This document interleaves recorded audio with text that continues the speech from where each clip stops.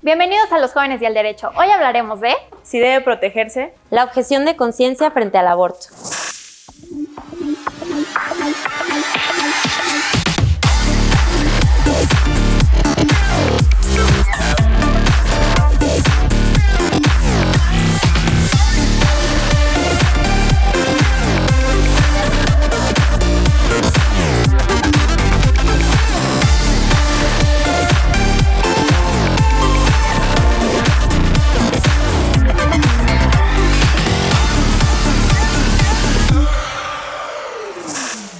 Muy buenas tardes, amigos y barristas. Sean todas y todos bienvenidos a una nueva edición de nuestro programa Los Jóvenes y el Derecho, un espacio en donde debatiremos temas de trascendencia y coyuntura jurídica cuyas posturas a favor y en contra serán debatidas, desarrolladas y confrontadas por brillantes jóvenes abogadas y abogadas. México vivió dos decisiones históricas frente al aborto. En primer lugar, resolvió como inconstitucional la idea de que las mujeres sean encarceladas por abortar. En segundo lugar, se pronunció respecto de que las legislaciones locales protejan el derecho del producto de la concepción. En este sentido, el día de hoy tenemos la presencia de dos grandes invitadas quienes nos compartirán sus posturas y reflexiones en torno al tema de si debe protegerse la objeción de conciencia frente al aborto. Bienvenida Ariane, bienvenida Diana, muchísimas gracias por estar en el programa Los Jóvenes del Derecho, es un gusto que estén con nosotros. Para iniciar, me gustaría, Ariane, nos compartieras en 3 oraciones tu semblanza curricular, seguida de un hobby o de un pasatiempo favorito para que te conozcamos un poquito mejor. Muchísimas gracias, Valeria. Hola, Diana. Hola a todas y a todos. Pues mi nombre es Ariane León, soy egresada de la Escuela Libre de Derecho y maestra en Derechos Humanos y Democracia por Flaxo, y actualmente soy abogada en materia electoral y constitucional. Y pues rápido, uno de mis hobbies es la fotografía. Órale, qué padre. ¿Y lo realizas así, los fines de semana o haces como, no sé, talleres, no sé? Soy fotógrafa frustrada, entonces trato de hacerlo constantemente. Okay. Entonces sí, por ahí tengo. Mira, qué padre. Diana, siguiendo la mecánica, ya en alguna ocasión, porque tú ya eres invitada nuevamente, me gustaría hacerte una pregunta distinta, ¿no? Okay. Aparte de que nos puedas resumir tu semblanza curricular en 3 oraciones, me gustaría que nos contaras si tienes algún animal, no sé, algo distinto. Ok, perfecto. Gracias, Val. Hola, Ariane. Bueno, yo soy abogada por la Escuela Libre de Derecho, soy profesora de Derecho Procesal Constitucional en la misma institución. Soy maestrante en Derecho Constitucional, actualmente estoy en proceso de elaboración de mi tesis. Soy articulista y columnista en Paréntesis Legal y en Tiempo de Derechos. Y sí, tengo 2 perritas preciosas, Janice y Nina, que la acabamos de adoptar hace una semana. Ay, qué bonito. Yo siempre he querido adoptar un perro, creo que es la idea, nada más que me falta tiempo y espacio. Pues bueno, para abordar este tema, me gustaría dividamos el debate en 3 secciones. La primera, cuáles son las cuestiones doctrinales. La segunda, cuáles son la problemática en torno a este tema. Y la tercera, cuáles son sus posturas o conclusiones finales. Una vez manifestado lo anterior, demos inicio al debate. Ariane, ¿nos pudieras explicar qué es la objeción de conciencia? Claro. Bueno, en términos generales, sin entrar en un tema en particular, la objeción de conciencia es, en términos muy, muy netos, es esta decisión que toma una persona de no acatar una política pública o una obligación normativa, en términos genéricos, sin entrar en temas particulares. Evidentemente, hay casos en especial en donde se ve el tema de la objeción de conciencia, particularmente en la realización del servicio militar, para también realizarse transfusiones o realizar transfusiones de sangre, en la interrupción legal del embarazo. O sea, hay temas coyunturales en donde la objeción de conciencia, como derecho, algunas personas lo ven como un derecho, otras como una potestad, o simplemente con una simple facultad dada en la ley, una persona puede determinar o decidir no acatar una política pública o la obligación de una disposición legal. Diana, ¿la objeción de conciencia es un derecho absoluto? No, yo creo que en general ningún derecho es absoluto, pero sí es importante precisar que la objeción de conciencia tiene su raíz en el derecho fundamental, el derecho humano a la libertad de conciencia y de religión. Entonces, al final de cuentas, la objeción de conciencia es una dimensión práctica de estos 2 derechos fundamentales. Ariane, ¿la objeción de conciencia impacta o cómo impacta respecto al tema del aborto? Ok. Me parece que es fundamental esta pregunta y es un tema de discusión pues en las últimas semanas. A ver, como bien lo señalaba Diana, la objeción de conciencia se fundamenta en dos derechos fundamentales, ¿no? Que es esta libertad de creencia, esta libertad religiosa, e impacta porque ¿qué tenemos? ¿Quién puede ser la persona que practica una interrupción del embarazo, legal del embarazo? Pues es un médico, una médica que tiene los conocimientos para realizarlo. Sin embargo, puede ser que por sus concepciones morales o religiosas decida no realizarla porque no está de acuerdo con esa circunstancia. Entonces ahí puede hacer valer la objeción de conciencia, decir que por esas cuestiones no puede practicarlo, ¿no? Pero esto tiene un trasfondo mucho más importante, que me imagino que esto seguirá siendo el debate, así que no voy a acaparar el micrófono. Diana, ¿cuál es la mayor preocupación respecto de esta práctica o esta obligación, ¿no? de que los doctores realicen la práctica del aborto, no obstante tengan pues cuestiones éticas y religiosas que se lo puedan impedir? Mira, yo creo que todo se resume en una pregunta central. Es ¿con qué legitimación el Estado o quien sea puede imponer a otro a actuar en contra de su conciencia al grado de impedirle a un individuo humano nacer? Digamos, ahí se resume todo. ¿Y cuál es el problema al final? Que tiene tintes absolutamente totalitarios. Pretender imponerle a otro, ir en contra de sus convicciones morales, éticas, valorativas, es absolutamente totalitario. Al final de cuentas es pretender ejercer un control sobre nuestros profesionales de la salud al grado de que tengan que actuar en contra de su voluntad. Arián, con la regulación de la objeción de conciencia, ¿buscamos que el aborto sea la regla general?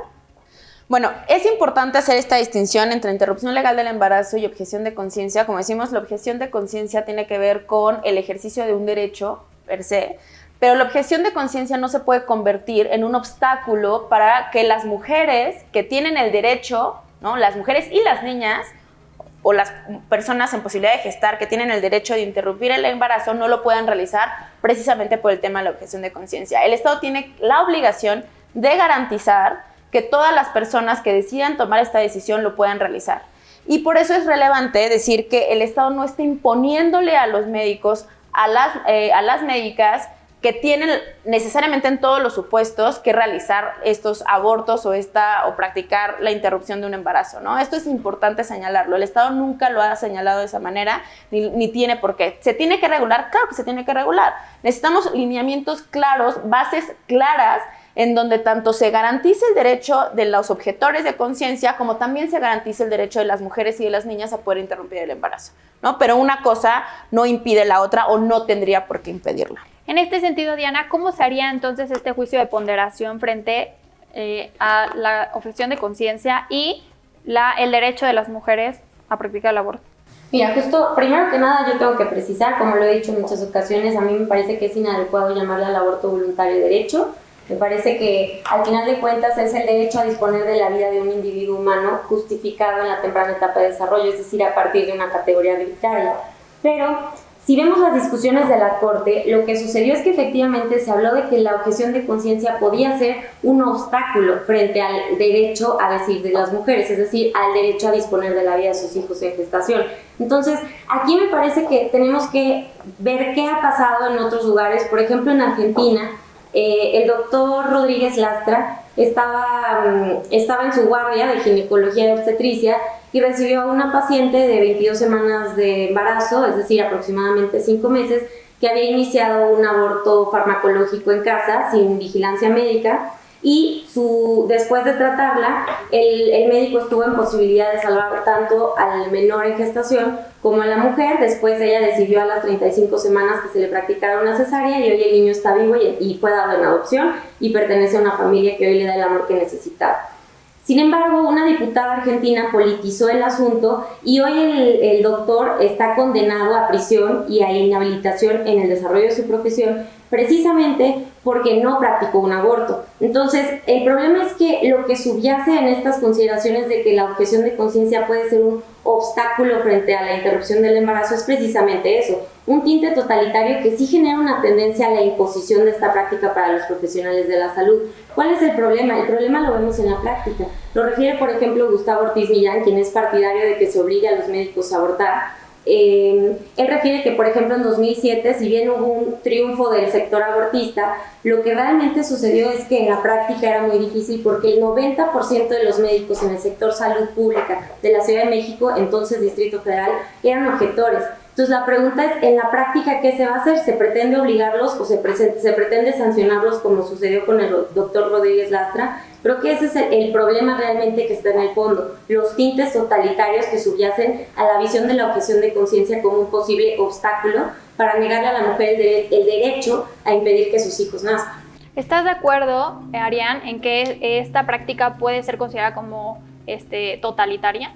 No, a ver, me parece aquí, creo que hay algunos errores en los que no, de la argumentación de Diana que no comparto. Primero, me parece que señalar que es un derecho no me parece correcto, porque efectivamente es un derecho sin el entrecomillado. O sea, al final sí las mujeres tenemos este derecho a poder decidir sobre nuestro cuerpo y poder interrumpir el embarazo. Y en otro sentido, respecto a la pregunta concretamente, pues no, o sea, la Corte fue muy clara y dijo, no, el tema aquí no está en discusión si la objeción de conciencia es constitucional o no. La Corte dijo, sí es constitucional, por supuesto que tenemos que hacer esta ponderación en los derechos, y al final existe personas que naturalmente, genuinamente, por sus concepciones y por sus ideologías morales y religiosas, no quieren practicar pues el aborto, ¿no? Pero me parece también importante, y creo que lo hizo muy atinadamente la mayoría de los ministros y las ministras en esta discusión, que si no la han visto, las invito y los invito a verla, donde señalan a ver cuál es el problema con el tema de la objeción de conciencia y cómo estaba actualmente regulado. Y digo estaba porque se declaró la inconstitucionalidad del artículo de la Ley General de Salud. Y me parece que si el legislador, las legisladoras no regulan la objeción de conciencia de manera clara, específica, en donde se permita garantizar otros derechos fundamentales, pues efectivamente va a ser un obstáculo para las mujeres que decidan interrumpir el embarazo. Y esto es claro y es específicamente, ¿por qué? Porque entonces estamos otorgándole, o la Corte nos está reconociendo un derecho, pero al final no se está garantizando que ese derecho lo podamos llevar a cabo. Y sí es una distinción importante y sí es una distinción relevante, porque las semanas anteriores estuvimos festejando y celebrando la decisión de la Corte de declarar la inconstitucionalidad, la penalización del aborto, pero no podemos decir que la batalla la hemos ganado si efectivamente no podemos llevar a cabo, si decidimos interrumpir un embarazo, ¿no? Entonces me parece que mientras no se regule de manera adecuada, sí puede ser un obstáculo, pero una cosa no está peleada con la otra, y es muy claro en la opinión de la Corte en el sentido de la objeción de conciencia es constitucional, ¿no? Y eso, bueno, ahí me queda. ¿Qué opinas, Diana? Bueno, primero que nada, la Corte lo dijo por mayoría, y eso es importante. No todos los ministros creen que la objeción de conciencia es un derecho de los profesionales de la salud. Eso es uno. Segundo, la regulación que invalidó la Corte, precisamente hay un vicio en la resolución que emitió la Corte, bueno, que está por emitir, pero en la discusión, porque en control abstracto, como sucede en la acción de inconstitucionalidad, no es adecuado analizar la constitucionalidad de la norma a la luz de un caso concreto. Aquí la Corte decidió analizar una norma que nada tiene que ver con el aborto ni con el pretendido derecho al aborto, porque sí es un pretendido derecho, y ahorita voy a explicar por qué, si Val me lo permite. El problema es aquí que precisamente la Corte sí refirió esto.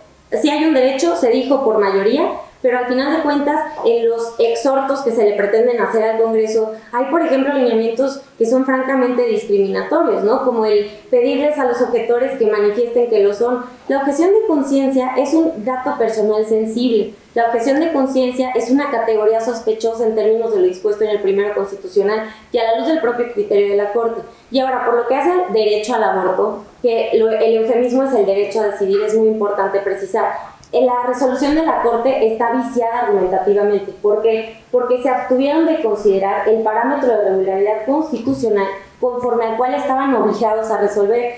Llegaron al grado algunos ministros de afirmar que no hay protección del concebido. Y esa es otra. La Corte resolvió 2 temas. Uno, sobre el delito de aborto voluntario, y otro, dijo que era inconstitucional que en las constituciones de los estados se protegiera la vida desde la concepción. Entonces, el problema aquí es que eso se construyó mediante activismo judicial y por otro lado ignoró la protección constitucional que sí tiene el concebido no nacido, tanto en sede constitucional como en tratados internacionales.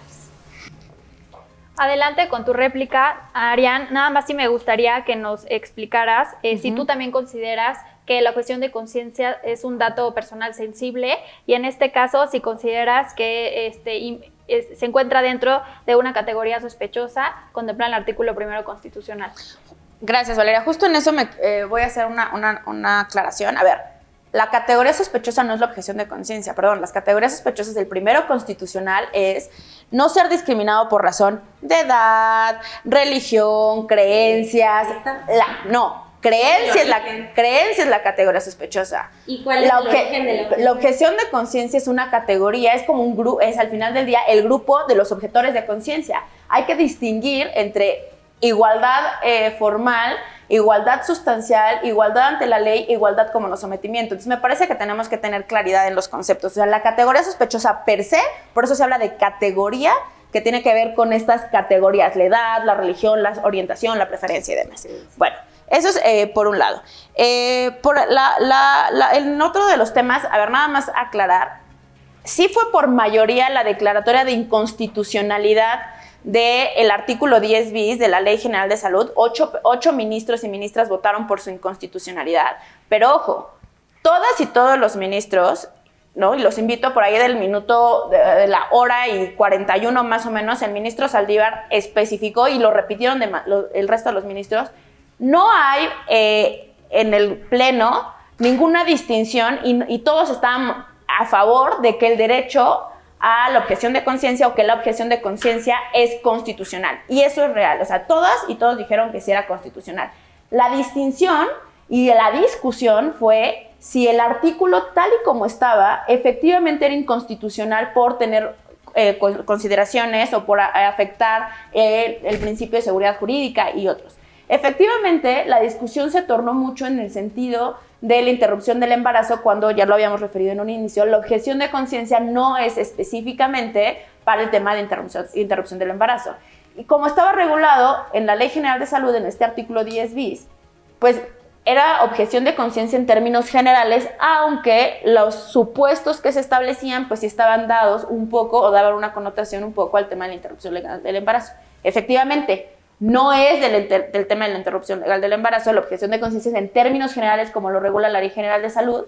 Sin embargo, sí se tornó esta discusión y así lo apuntaron los ministros y dijeron, a ver, sacamos el cúmulo de asuntos que tenían que ver con la interrupción legal del embarazo, incluida la objeción de conciencia, porque la objeción de conciencia también puede ser utilizada para que los médicos no decidan no practicar el aborto, pues. Pero sí es importante hacer esta distinción. Ahora, yo sigo señalando que no estoy de acuerdo en seguir haciendo este entrecomillado porque me parece que es restarle incluso respeto a la lucha feminista, en donde se establece que el derecho, porque además no solamente lo ha señalado la Corte, sino que a nivel internacional se ha considerado como el derecho a abortar, ¿no? Y ahí concluyo para no seguir. Bueno, primero que nada es falso que haya como tal un derecho al aborto reconocido a nivel internacional. La propia Corte, tanto el ministro Luis María Aguilar como el ministro Ortiz Mena reconocieron que el ministro Aguilar dijo, estamos constitucionalizando el derecho a decidir, es decir, haciéndolo constitucional porque no está en el parámetro de regularidad constitucional. Y el ministro Ortiz Mena reconoció que la Corte construyó el derecho.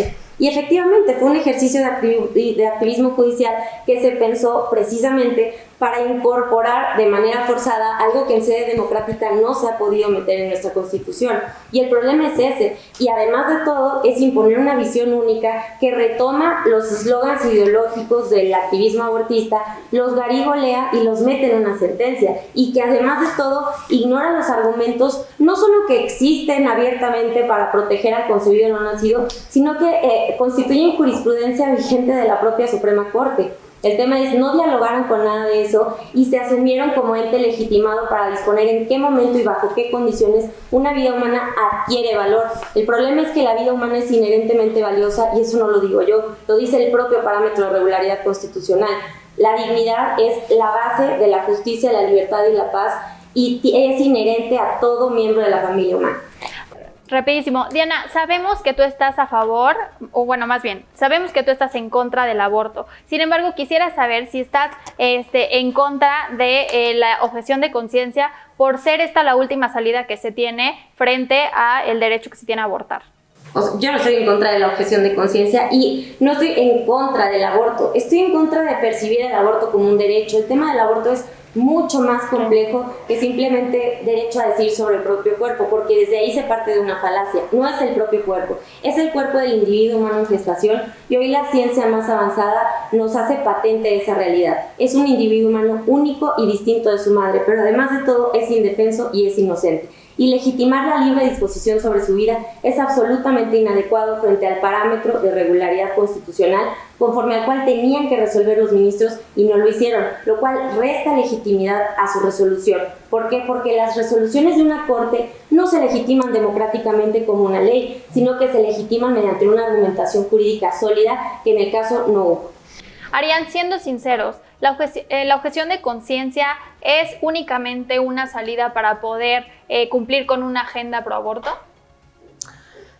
No me parece que sea cumplir con una agenda pro aborto. Me parece que volvemos al mismo, tenemos que empezar desde este mundo de los derechos, del reconocimiento de los derechos, que estamos en una sociedad plural en donde tenemos, y para muestra este ejercicio de debate, ¿no? Donde hay diferentes opiniones y diferentes pues sí, concepciones de lo que es importante o lo que es relevante entre un derecho y otro, pero me parece que simplificar y decir que es parte de la agenda pro aborto o es parte de un estado de derecho. Al final del día, creo que lo que hizo la Corte, más bien no creo, estoy convencida que lo que hizo la Corte, a diferencia de lo que dice Diana, sí son argumentos sólidos, y la verdad me da gusto que por primera vez en mucho tiempo tengamos argumentos tan interesantes y tan sólidos en una Corte constitucional, y que sí, claro, por supuesto que no es en el debate democrático, si entendemos el debate democrático como lo que se genera y se gesta en el poder legislativo. Por supuesto que no lo es, porque no los elegimos democráticamente,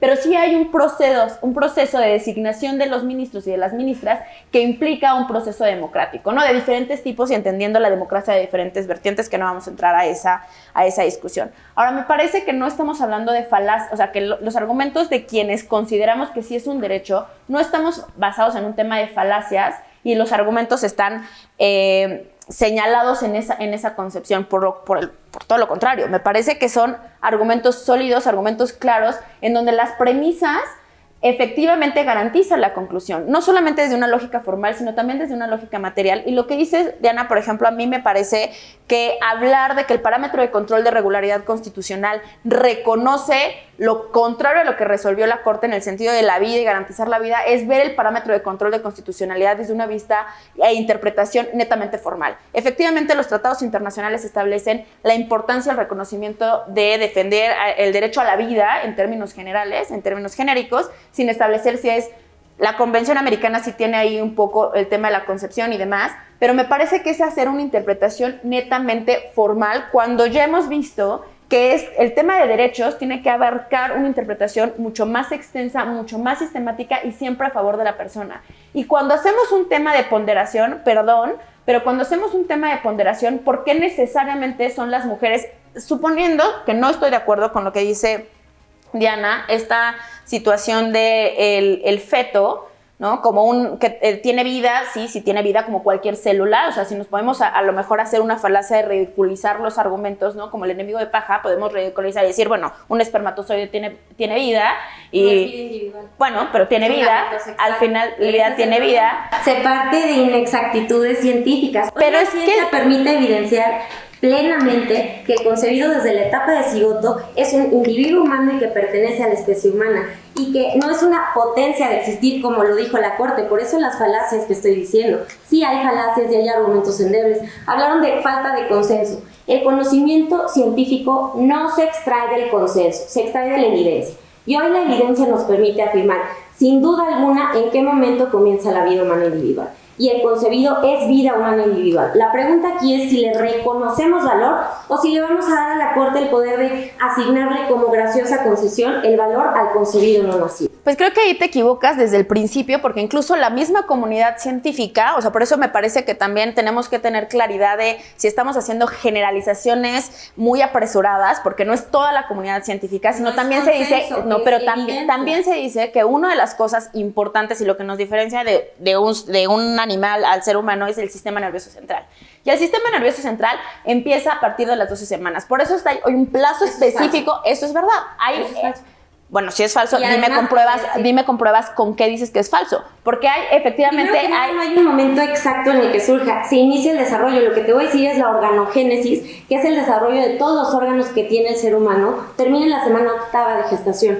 Entonces el sistema nervioso central ya inició su desarrollo desde mucho antes y claramente el problema es que se imponen categorías arbitrarias para atribuirle valor a la vida humana en vez de reconocérselo, porque aquí son 12 semanas, pero en Argentina son 14, en Colombia se han llegado a practicar a los 6 meses, en lugares como Holanda hay hasta los 7, 8 meses. El problema es que es arbitrario y ahorita están luchando por las 12, mañana van a ser los 14, porque así pasó también en Estados Unidos. El late term abortion en Estados Unidos hoy es el pan de cada día y ya no tienen el pretexto del sistema nervioso central que no se empieza a formar a las 12 semanas. La organogénesis concluye en el embrión a las 8 semanas y eso permite el tránsito a la etapa fetal, pero es el mismo individuo humano, porque tú y todos los que están aquí, todos fuimos cigoto, todos fuimos embrión, todos fuimos feto. El problema es que se le impide continuar su desarrollo. Yo estaría, una cosa rápida, estaría totalmente de acuerdo con Diana, y es más, hasta digo, muy buen argumento, creo que es un argumento efectivamente como son los argumentos falaces, ¿no? Con todo el objetivo de persuadir psicológicamente al auditorio, como me parece... Mi decisión, no es su cuerpo. Pero me parece que este argumento que dice se llama claramente en la teoría de argumentación, que no es el caso, pero es una... argumento de las consecuencias adversas, ¿no? Como ahorita son 12, después vamos a hacer un mes, después ya vamos a querer ya van a hacer y entonces ya lo vamos a querer abortar y entonces nos vamos como todo y espantamos a la gente y decimos, no, sí, ya, es más, el aborto es el método anticonceptivo y entonces empezamos a generar toda esta discusión que lo que genera efectivamente son argumentos muy mucho pero realmente, desgraciadamente, son argumentos falaces y en este tipo de discusiones pues necesitamos argumentos mucho más sólidos que efectivamente garanticen que la conclusión es real, ¿no? ¿Cuál es rapidísimo, volviendo al tema de objeción de conciencia, sí necesito que nos enfocamos en el tema. Arián, ¿nos pudieras pues dar tu opinión respecto de si es necesaria coaccionar a los médicos a realizar esta práctica de objeción de conciencia? ¿No sería esto igual que el imponerle a una persona que crea en, por ejemplo, Dios? Ok, a ver, me parece que es una pregunta súper importante porque no se está obligando, ni creo que sea el tema de la objeción de conciencia coaccionar a nadie que efectivamente practique algo con lo que no está de acuerdo. Y eso es al final lo que lo que dice la norma. Ahora, una cosa es eso y otra cosa es que el Estado no garantice, como ya lo habíamos dicho desde un principio, que no garantice que efectivamente haya quienes no son objetores de conciencia y sí practiquen este tipo de abortos. Y me parece que eso es relevante porque estamos en un país que desgraciadamente, pues bueno, si estamos en la Ciudad de México, a lo mejor podemos ir a un hospital y hay más de un doctor que podrá practicar el aborto y no habría ningún problema. El tema aquí no es ese, el tema aquí es que existen otras comunidades, otros lugares en donde si solamente hay un médico y resulta ser objetor de conciencia, la persona, la mujer, no puede practicarse el aborto. Ahora, no solamente estamos hablando en comunidades muy alejadas, hay casos muy concretos y por eso me parece que no podemos hablar solamente de papel, en norma y en lo que dice, sino hablar de personas. El caso de Aguascalientes, ¿no? En ningún lugar de Aguascalientes había una persona que pudiera practicarle el embarazo a una niña que había sido violada, ¿no? Entonces me parece que sí es importante que se garantice, no que se le obligue, pero sí que se garantice que otras personas puedan interrumpir el embarazo. ¿Estás de acuerdo, Diana? No, a mí me parece que justo lo que evidencia la ideologización a la que se ha sometido la Corte es esto que están afirmando. No hay médicos que quieran practicar abortos por más que normativamente estén habilitados para ello.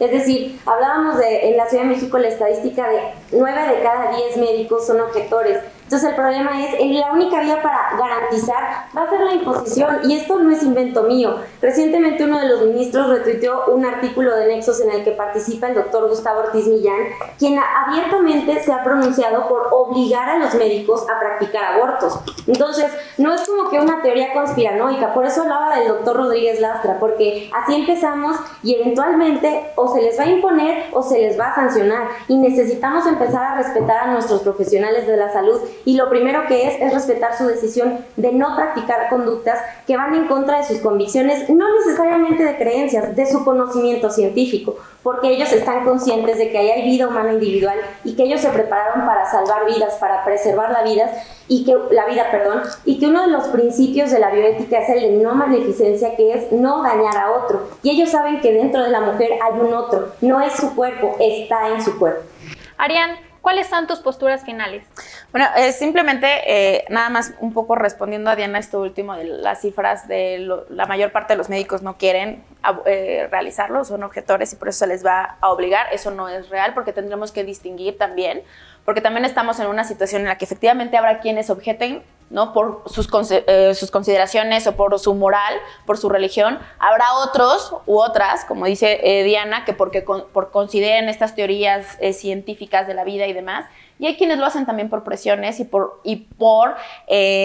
obligación, o porque qué van a decir y no podemos estar en esta situación de practicar el aborto. Entonces me parece que sí necesitamos distinguir, no podemos hacer generalizaciones y decir, como la mayoría dice que no, y entonces pues seguramente ya los vamos a terminar obligando. Primero hay que ver por qué dicen que no, y entonces la objeción de conciencia tiene que ser pública, en el sentido de decir cuáles son las razones, quiénes son realmente los objetores de conciencia. Y entonces, como bien lo decían, esto aparte no tiene que ver con una reglamentación netamente legislativa, sino también de política pública, y establecer, como ya se dijo en la discusión de la Corte, a lo mejor un padrón de doctores o médicas y médicos que efectivamente digan somos objetores, no queremos practicar el aborto, para saber quiénes sí, y entonces los hospitales tendrían la obligación de contratar a médicos que efectivamente no lo sean. Pero me parece que hacer una generalización y decir que por 9 de cada 10 efectivamente no lo quieren practicar, vamos a ver cuáles son sus razones primero, y después entonces hacemos una conclusión anticipada diciendo que, pues, como no quieren, seguramente los vamos a terminar obligando, ¿no? El punto es Diana, que se escuchen sus razones. No se les escucharon y se está diciendo ahorita que podría ser un obstáculo.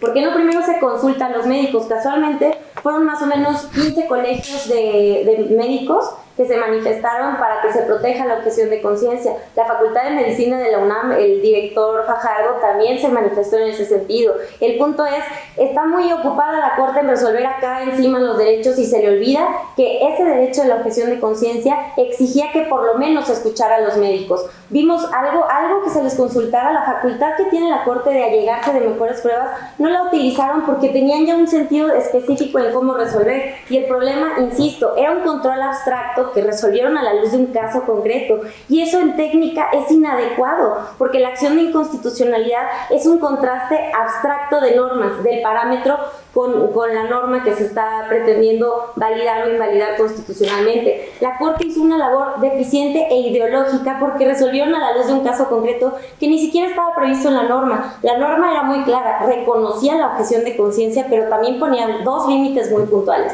la urgencia médica y el riesgo de vida del paciente. Y aún así a la Corte no le interesó porque estaban muy ocupados en el tema de la interrupción del embarazo, que no es más que hablar del aborto, la terminación de la vida del concebido. Entonces, otra cosa, sobre el padrón de objetores, precisamente, el problema es que constituiría una discriminación empezar a contratar en función de si vas a ser un objetor. Al final los médicos objetan en el momento de la práctica específica, no tendrían por qué manifestar un dato personal sensible para efectos de que los registren y al final de cuentas segreguen entre quienes sí y quienes no. Lo vemos, en Jalisco ya les pidieron que manifiesten quién sí y quién no es objetor. Esas distinciones con base en la libertad de creencia y cómo la pretenden ejercer son absolutamente inadecuadas. Arián, un último comentario. Sí, muchas gracias. Nada más muy rápido, y el tema es, no les consultaron a los médicos porque la objeción de conciencia nunca se dijo que era inconstitucional o que estaba mal o que había que prohibirla. Lo que se dijo es la de la ley porque estaba mal regulada, pero exhortó al Poder Legislativo a que legislara la objeción de conciencia tomando en consideración todo este parámetro. perdón, pero quien tiene que entonces escuchar también a la comunidad médica va a ser el Poder Legislativo y vamos a ver cómo lo legisla. Pero la Corte no se equivocó, la Corte nunca dijo que estaba mal la objeción de conciencia y me parece la objeción no es cierto. Claro que sí. No, perdón, pero entonces hay que escuchar bien la sentencia. Hay que legal de la objeción de conciencia quedó invalidado. Por cómo estaba regulado. Por cómo estaba regulado, no, porque lo leyeron a la luz del aborto, de un caso concreto y no en abstracto. Pero fueron muy enfáticos en decir desde el principio, objeción de conciencia, nadie aquí, de los 11 ministros y ministras, ninguno dijo que estaba en contra o de la... No es cierto. Dijo que la yo los invito, no por... Él lo dijo, para mí no es un derecho, entonces aquí voy a separarme de las consideraciones del proyecto y por eso pero nunca dijo que la objeción de conciencia fuera inconstitucional. No, yo los invito a escucharlas y a leer la sentencia porque no es cierto. Escúchenlas cómo llevan todo el campo ideológico. ¿Cómo estuvo regulado? Sí, claro, porque no consideraba, está bien en el tema del aborto, pero jamás dijeron que era inconstitucional la objeción de conciencia. ¿Cómo estaba regulado así? Pero no propiamente la objeción de conciencia como concepto doctrinal.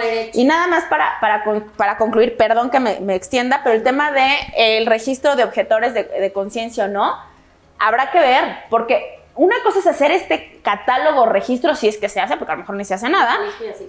Bueno, pero a nivel nacional, ¿no? Cuando le toque al legislador nacional, o bueno, federal.